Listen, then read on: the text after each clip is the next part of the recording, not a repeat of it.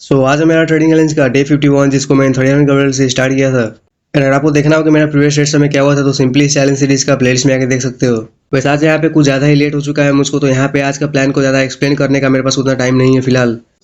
But still मैं यहाँ पे रफली बताने का ट्राई कर देता हूँ कि आज मेरा क्या व्यू बना हुआ है। तो जैसे स्ट्रक्चर मार्केट ने कल बनाया हुआ था उसके अकॉर्डिंग आज यहाँ पे बाइंग करना ही सही रहेगा। अब आज यहाँ पे बाइंग का प्लान इसलिए बना हुआ है क्योंकि मार्केट यहाँ पे काफी दिनों से नॉन स्टॉप गिरते हुए जा रहा था और प्रीवियस डे में भी सेम चीज होने का ट्राई कर रहा था, बट एट द एंड यहाँ पे काफी स्ट्रांगली यहाँ पे घुमा दिया गया है मार्केट को। और वो भी यहाँ पे छोटा मोटा मोमेंटम नहीं आया हुआ है, ऑलमोस्ट यहाँ पे इंडेक्स का 1% मूव आ चुका है, तो यहाँ पे काफी स्ट्रॉन्ग बायर घुसा होगा। तो बस इसी का रेस्पेक्ट करते हुए आज यहाँ पे हम लोग का बाइंग में ही प्लान बना हुआ है। बट यहाँ पे देखने वाला बात ये है कि मार्केट जब इतना इंटेंसली ऊपर गया हुआ था तो यहाँ पे जितने भी सेलर्स सब होंगे सब लोग को मार्केट ने निकाल दिया है। तो इसकी वजह से यहाँ पे सेलर्स की स्टॉप लॉस अब यहाँ पे उतने नहीं है, तो मार्केट को अगर सेलर्स के स्टॉप लॉस और लेना है तो यहाँ पे साइकोलॉजिकल लेवल के ऊपर ही जाना पड़ेगा।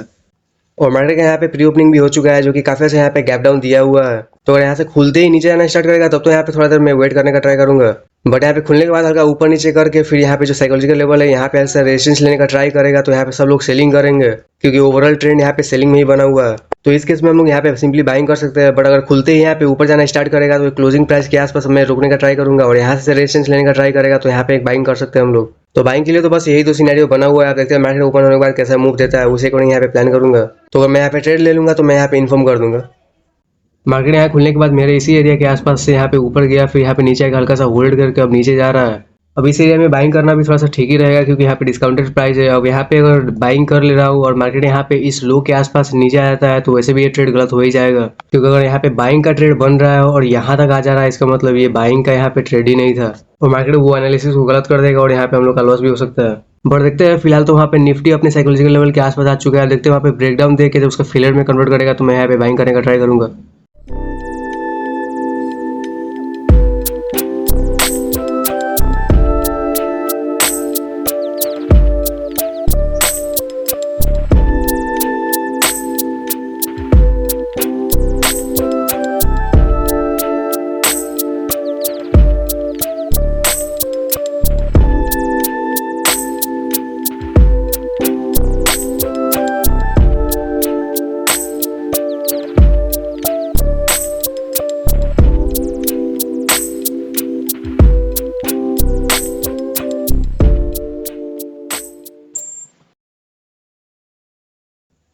पहले यहाँ पे इस ट्रेड का स्टॉप लॉस हिट हो गया है और हम लोग का जो बाइंग में प्लान बना हुआ था वो यहाँ पे फेल हो चुका है। अब मार्केट यहाँ पे एक्जैक्टली क्या करना चाह रहा है वो तो कुछ समझ ही नहीं आ रहा है, क्योंकि एक दिन यहाँ पे इंटेंसली अपसाइड चल जा रहा है, फिर एक दिन यहाँ पे इंटेंसली नीचे चल जा रहा है। बट मैंने यहाँ पे प्लान के अकॉर्डिंग सिंपली यही बोला हुआ था कि अगर ये प्लान को वर्क करना होगा तो ये जो स्विंग मार्केट ने यहाँ पे लगाया हुआ है इसका लो का ब्रेकडाउन नहीं देना चाहिए, और अगर यहाँ पे देता है इसका लो का ब्रेकडाउन तो यहाँ पे ये एनालिसिस गलत हो जाएगा। और जहाँ तक मैं समझ पा रहा हूँ कि मैंने यहाँ पे एक्जैक्टली क्या गलती किया हुआ है, तो प्रीवियस डे में क्या हुआ था कि गैप डाउन वहाँ पे भी खुला हुआ था, फिर हल्का सा ऊपर जाके कंटिन्यूअसली नीचे जा रहा था और गिरते गिरते यहाँ पे अचानक से इंटेंसली बाइंग हो गया। तो ये जो स्ट्रक्चर मार्केट ने कल बनाया हुआ था इसके अकॉर्डिंग यहाँ पे प्रोबेबिलिटी वाइज यहाँ पे सेम स्ट्रक्चर रिपीट होने का चांसेस नहीं है। तो आज देखा जाए तो आज भी कुछ वैसा ही हुआ, यहाँ पे गैप डाउन हुआ फिर हल्का सा ऊपर जाके नीचे आ रहा था, जैसे कि यहाँ पे पिछले वाले दिन हुआ था कि यहाँ पे जब गिर रहा है मार्केट तो यहाँ पे कहीं से घूम गया अचानक से। तो आज बस मैंने यहाँ पे यही चीज नोटिस नहीं किया कि आज भी मार्केट यहाँ पे गैप डाउन दिया हुआ है फिर यहाँ पे ऊपर जाके नीचे आ रहा है, तो कल की तरह यहाँ से इंटेंसली बाइंग में चला जाना वो प्रोबेबिलिटी वाइज यहाँ पे नहीं होगा। बट मैं यहाँ पे अपने प्लान के अकॉर्डिंग कम्प्लीटली डिसीजन सब लेते जा रहा था और ये जो प्रोबेबिलिटी वाला चीज है इसको मैंने यहाँ पे नेगलेक्ट कर दिया,